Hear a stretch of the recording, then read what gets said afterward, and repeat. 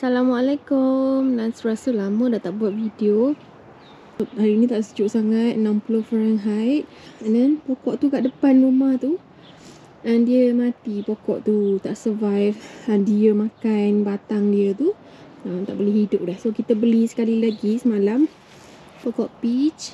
Ni 39.99 sen. Busy sikit, baru balik dari kedai tadi and lapar.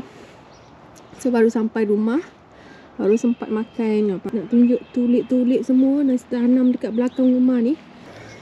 Tu dia.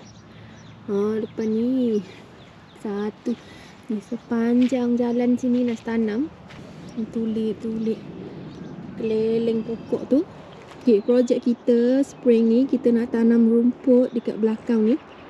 Tempat yang nak tunjuk semua ni, kita punya video tanam rumput kan. Macam ni lah before clean up, terabur kan.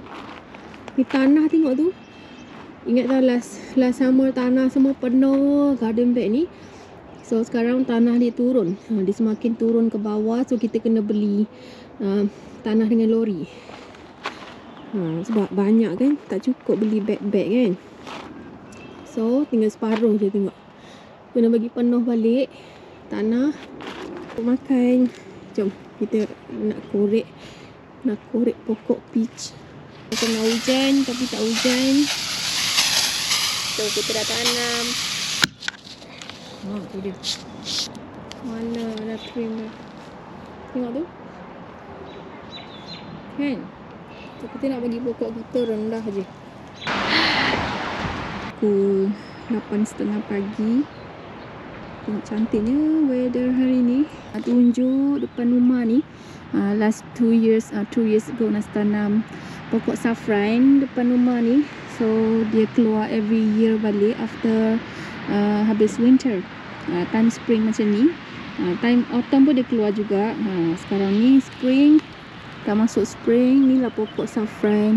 Kalau yang tertanya-tanya saffron dari mana, siapa yang nak masak biryani, kalau nak masak biryani tak perlu beli saffron lagi, just petik depan rumah ni. Itulah sebab itulah, that's why dia sekontong bunga ni ada 3 je, 3 pieces. Bukan yang tengah ni, tepi ni nampak ni, yang ni tepi ni, yang tu ni lah saffron tepi ni. Tu dia. Angin kuatnya. Sini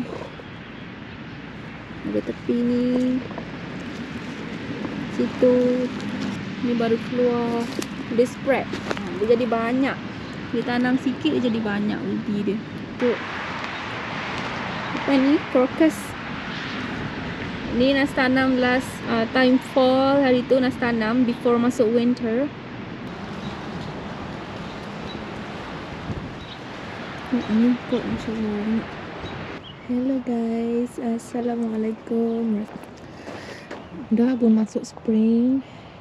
So kita ada projek baru dekat belakang rumah ni.